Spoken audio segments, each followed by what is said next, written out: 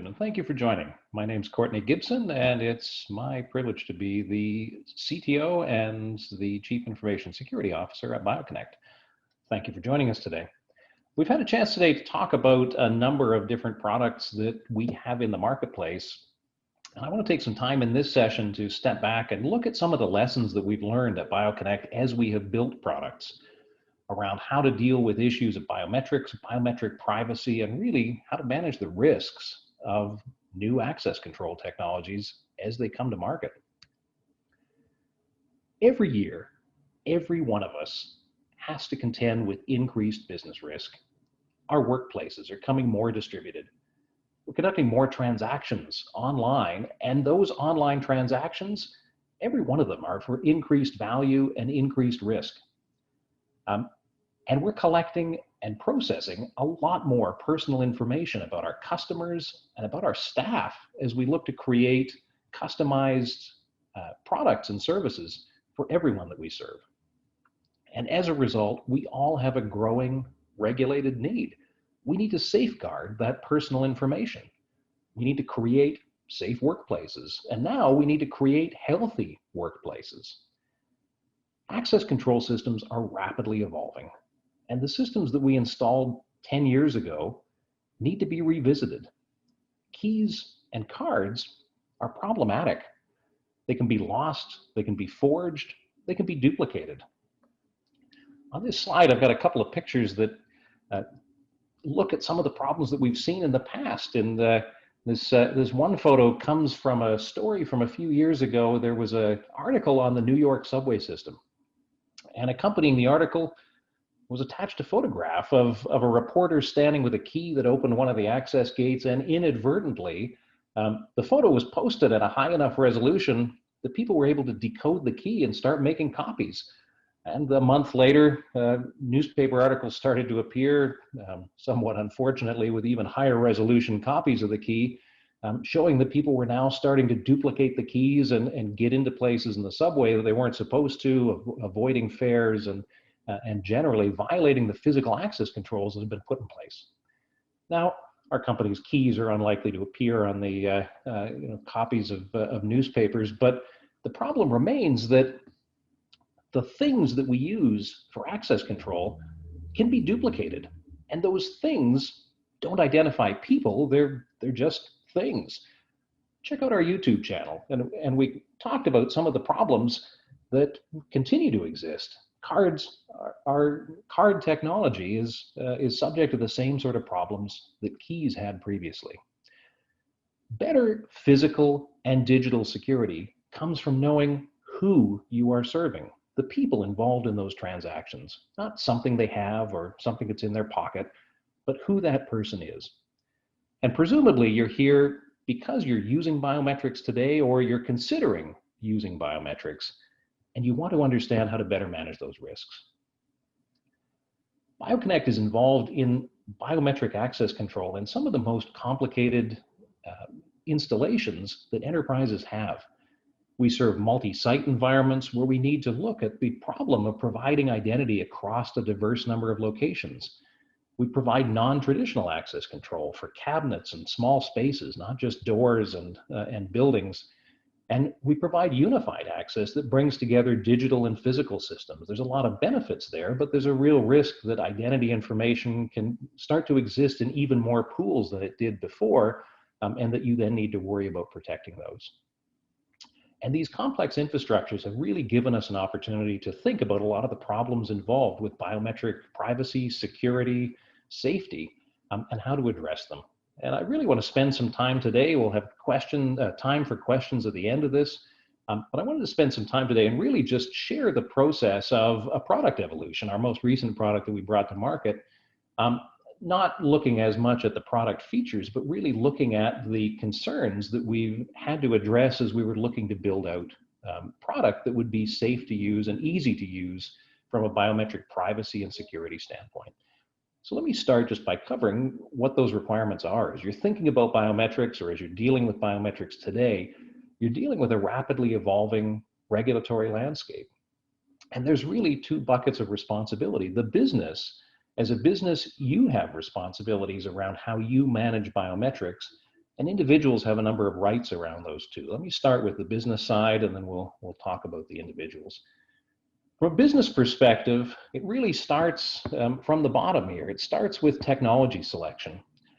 Technology for biometrics really requires you to make a couple of different considerations. One of them is functional.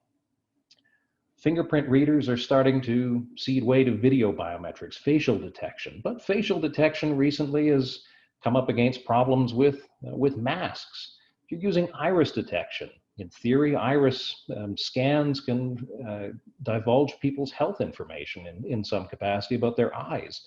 That may fall under some different regulatory regimes, depending on where you are.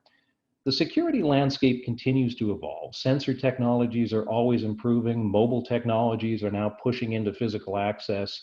And the ability to choose a technology platform that allows you to evolve your system over time becomes a huge consideration and a huge investment. But it's not just functional. You also need to be worried about privacy and security. You need to understand what's being collected, because you have a right to inform your staff, you have a responsibility to inform your staff, inform your customers about what it is you're collecting and how you're serving them. You need to understand how it's being used within the systems, and you need to know that the entire system is secure. As one example, as I was preparing for this talk, I was thinking about a problem that I had run into. I have a personal laptop with a fingerprint scanner on it that, as I started to look at it, I think I'd probably been using it for about a year before I really dug into how it worked. And was surprised by what I found. I found that the fingerprint scanner was not collecting a secure template. It was just simply collecting a picture of my finger, and it wasn't really doing anything particularly secure in how it was handling that data. It was just simply writing it out to a file that was sitting on my hard drive that if anyone got into my computer, they could easily read. And it turns out it wasn't that effective. After I accidentally unlocked my laptop with the wrong hand one day, I started to wonder about how accurate the scanner really was. Took it to work, and I think 4 of my colleagues tried to unlock my laptop, and 3 of them could. And that's an example of a technology that really has some problems, not just on a functional side, but also on a privacy side. And you need to ask questions as you're looking at your biometric systems to understand how they're put together, what they're processing, how they're processing it, and whether that's safe. Once you've picked a platform, you then need to move on to the idea of consent. I'll talk about legislation in a moment, but increasingly we have real regulated requirements, pardon me, to make sure that the users of our system are giving active consent and that we're collecting it in an auditable, trackable way. Consent needs to be freely given. People need a choice to give the consent. It needs to be specific, it needs to be informed, and it needs to be unambiguous. This means that when you pick your technology platform, you need to be able to provide the answers to those questions to your users about what's being collected, how it's going to be used, and how it's going to be secured.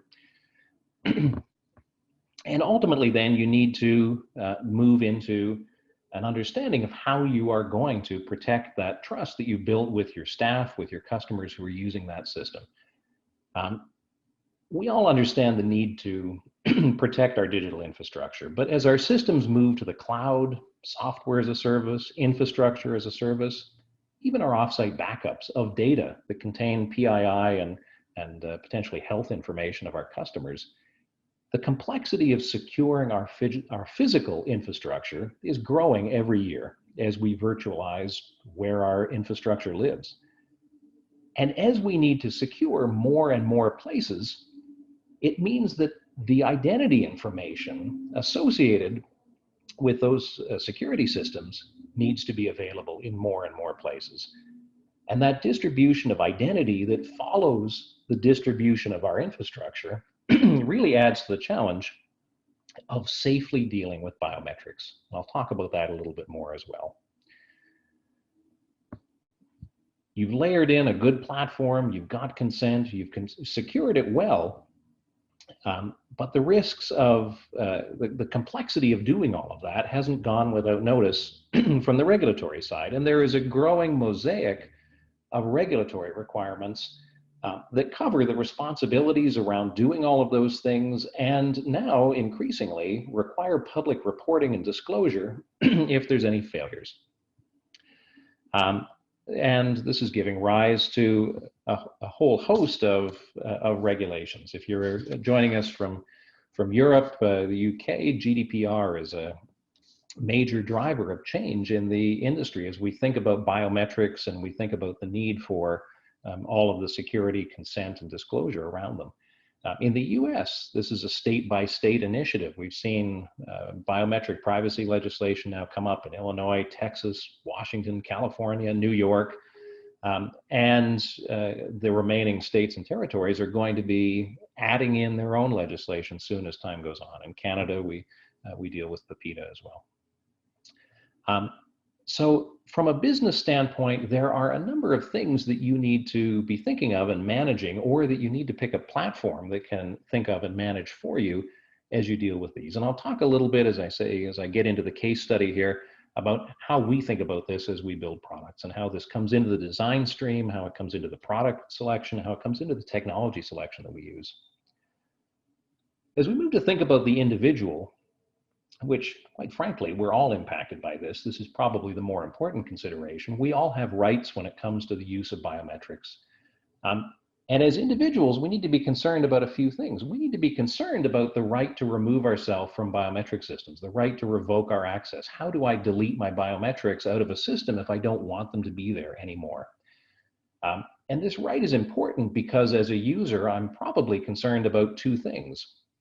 I'm concerned about the fact that there's an element of universality to biometrics. It's if a system is breached, and I'll talk more about the security side of how you protect this from happening, but users are concerned that if a biometric template gets out, will they be as secure on other systems that they might be using that same biometric for? And there's also a concern as an individual that I may have around tracking. The fact that if you have my face captured, my identity tied to that in one system, might you be able to track me on other systems without my knowledge? And as a result, there's a lot of rights that have now started to come up for individuals in an increasing number of jurisdictions. I have the right to access. I need to be able to understand what you're processing and how you're processing it when you deal with my personal information.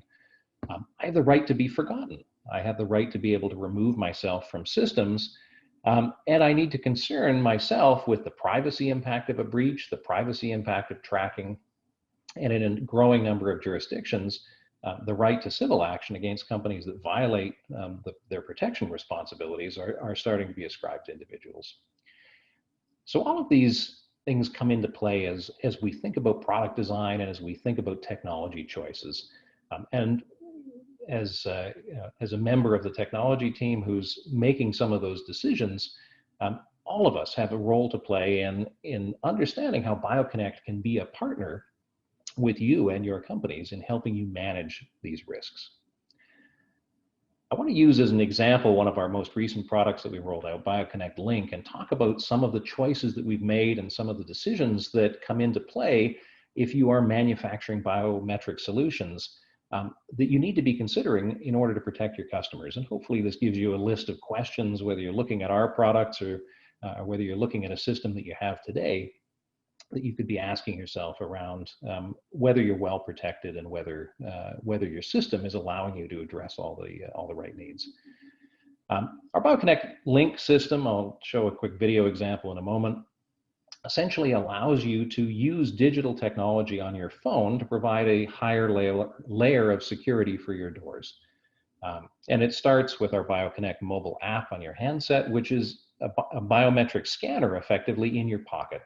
It allows you to identify that the right person is in the right place at the right time to conduct the access event they're trying to do, whether it's getting into a server rack, a server room, your office, an offsite environment. This gives you a layer beyond just simply an access card to know that the right person is there. And the biometric scanning activity happens on the handset. The flow basically works like this, is shown in this video. You come up, you tap your phone, you tap your card, our app pops up on the phone, and identifies you with your biometric template, and if it's actually you, then the door opens. When we went to build this system, there was a lot of contemplation of how to do this better than had been done before in the market in a few different areas, and how to bring in best practice into a new system as we were putting it together. And it really started with technology selection. How do you put together good biometric solutions around privacy concerns, and how do you properly address needs for future-proofing and moving the technology platform forward? For us, it really started on the handset. So our mobile application is built as a multi-vendor platform, and that was recognizing the fact that sensors are evolving over time, the effectiveness of algorithms changes over time, and the need to securely work with mobile environments and securely work with distribution means that we built a multi-vendor platform for the handset. As handset operating systems change, as sensors change, as technology advances, we've built a platform intentionally that allows us to bring other people's technology in, other people's authenticators in, and ensure that we're building a platform for our customers that will allow them to be future-proofed in terms of being able to bring in technology changes, but also gives us a lot of control over understanding how and where the biometric templates are being collected and where they're being processed. And I'll talk a little bit more about that in a moment. We've also, on the other side, built a hardware interface to tie into existing physical access control systems. And again, our approach there was to build something that would fit in additively into your existing systems without requiring people to replace existing technologies and replace existing cards, and could evolve with them over time if they decide to change readers, if they decide to invest in new buildings or new facilities. We're really allowing things to grow. So one of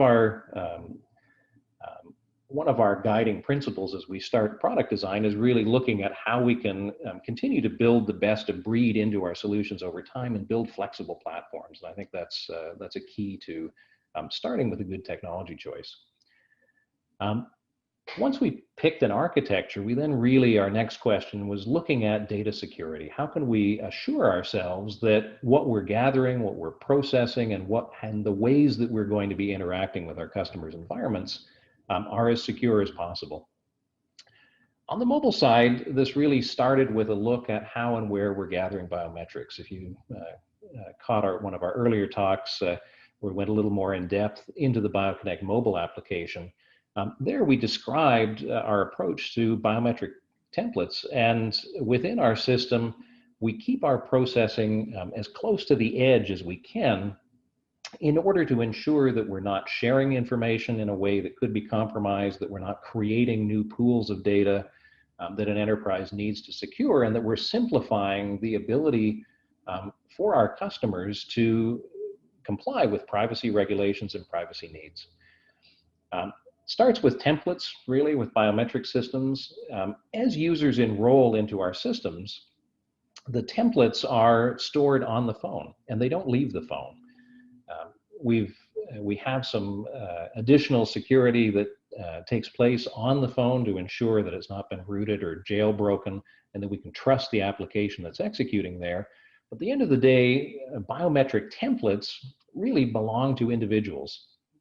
It's always been our guiding philosophy, and the templates in our system stay on the phones in the pockets of users. If one person's phone is compromised, it's possible that a template for that one person may be at risk if their phone and if the secure storage on their phone is somehow broken into, but there's not a consolidated database of all of the users. And this segregation means that you can really start to describe in concrete terms where private biometric information exists, where it's being processed, and simplifies some of the rights of the individual. So it starts with the templates on the phone. On the other side, on the devices, any of the card scan information and other potential identifiers that come in for physical access control, again, are stored onto the device and kept on premise. And the communication that takes place up to our cloud is then secured as well. On the device side, we focused quite heavily on device security. It's an area where there's still a little bit of evolution, I think, left to be done on the IoT side. We really approach this with a security first approach as well. The mobile security is covered well with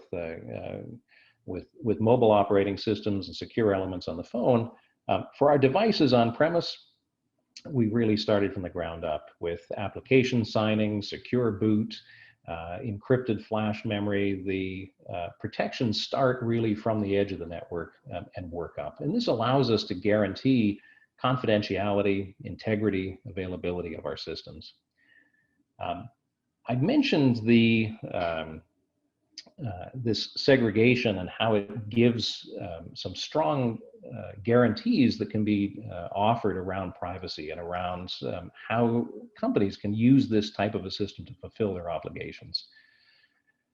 We run down the list of requirements and rights that exist and how they really factor into some of our design. I mentioned earlier the obligation that companies have for consent really exists around needing to understand what's being collected and how to describe it to users. Inside of our system, consent is clearly needed. Users need to understand that their biometrics are being gathered, what they're going to be used for, and where they're living.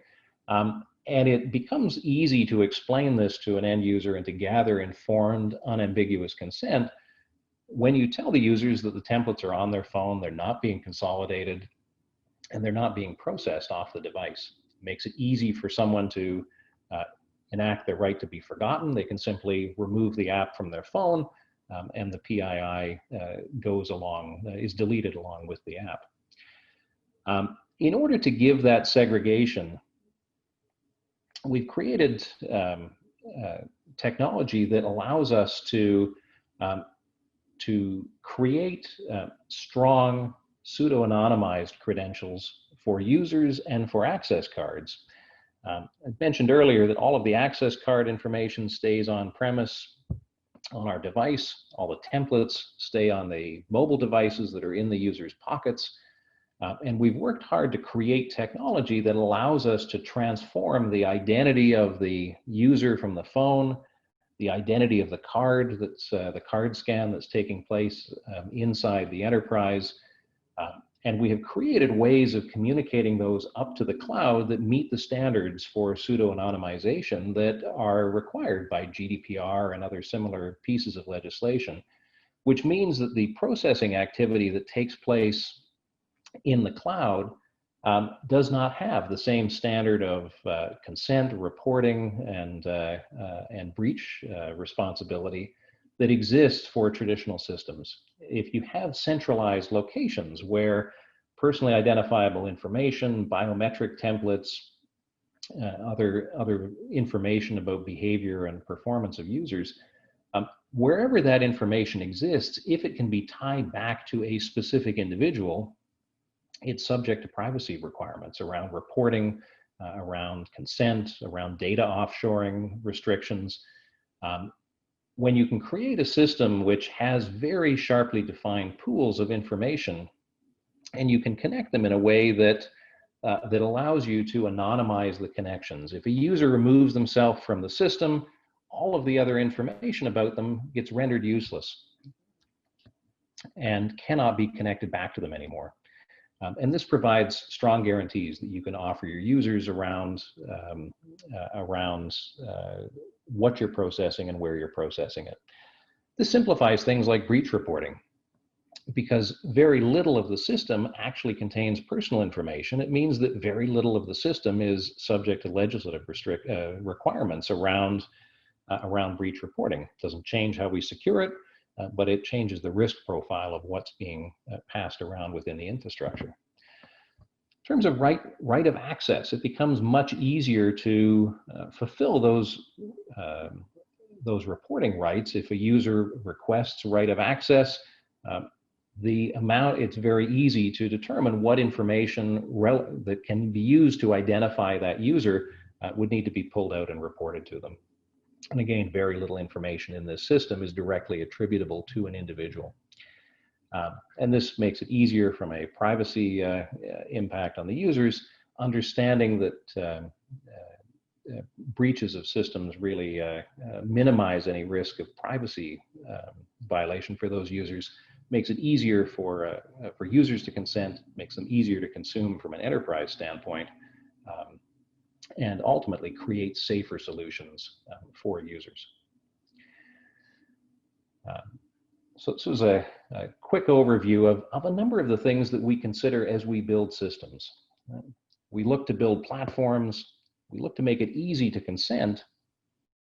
We really sharply look to segregate data in order to make it easy to understand what needs to be secured, what needs to be tracked from a PII standpoint, and ultimately how we can make it as easy as possible to implement things like the right to be forgotten. And all of these translate into a much higher standard that you can deliver to your customers, that you can deliver to your staff, around ensuring that it minimizes any impacts to them in terms of tracking or privacy effects if anything is breached. If you want to find out a little bit more about how we've implemented these, we've had an earlier session. A recording is available if you didn't catch it earlier, where we're looking at how we've started to build this into a number of products. We've started to integrate these systems, these privacy controls, and these security features inside a number of our devices. Our LR1 is an example where this is starting to appear as an embedded solution within systems. If you go to our website, we can easily set up for you an explanation of how some of the technology and what the right features might be to start to build something into your systems. I'm going to open it up for general Q&A. I'm hoping there's some questions that I can start to address, but if you have anything that you want to ask me offline, please feel free to reach out. My contact information is here on the slide.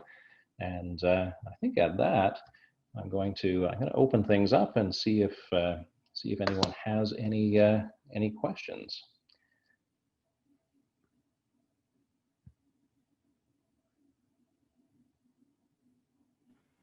Hi, Courtney. How easy is the implementation of this solution? Sure.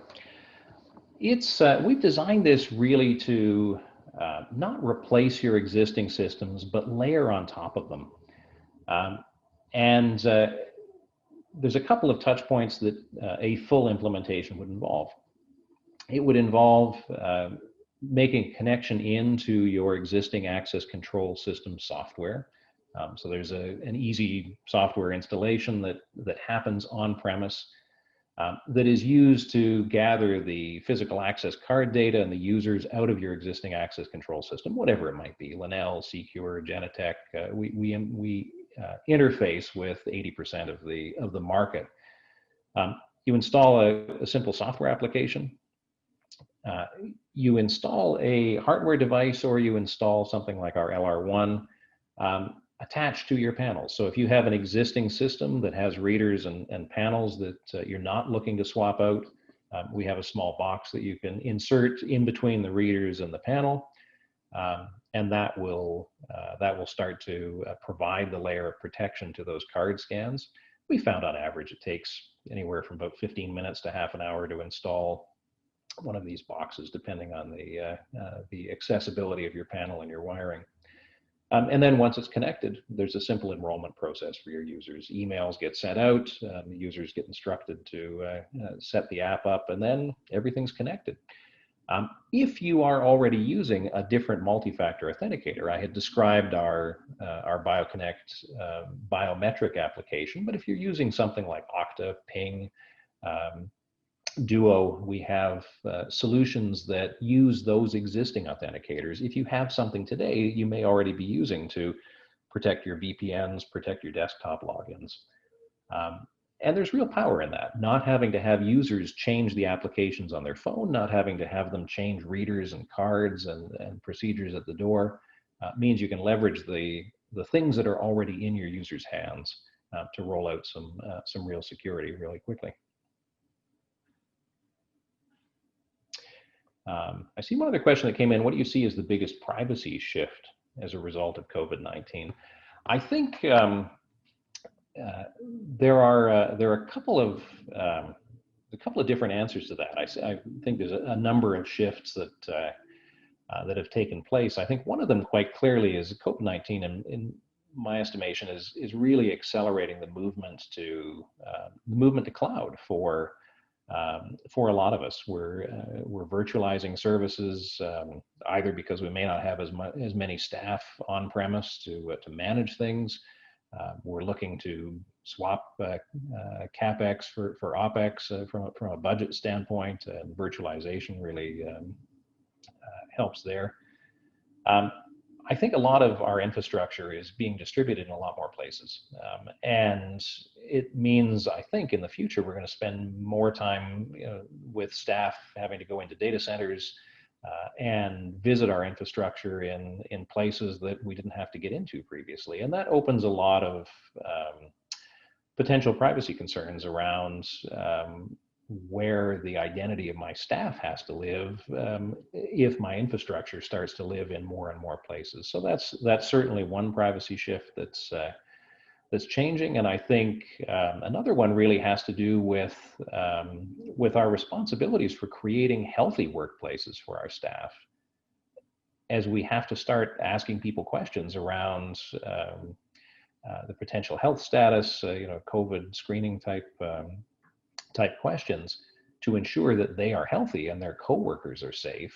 The way and the manner in which you ask those questions and store the responses means that we're having to deal now with personal health information that many of us maybe didn't have to deal with before. And understanding where that's traveling in systems, how it's being protected, and what's happening with it, I think is another real risk that suddenly we're all facing. Many of us didn't have to deal with health information before in our companies. All right. I think if there are any other questions, I'm happy to address them, but I think those were the major ones that had come in. Just check the panel here again. I think that was it. Right. Thank you very much for your time. I hope that it was informative. Hopefully raised a few questions that you can think of yourselves as you look at solutions, and very much would love it if you come and check us out. So thank you very much. For more information, visit our website at bioconnect.com.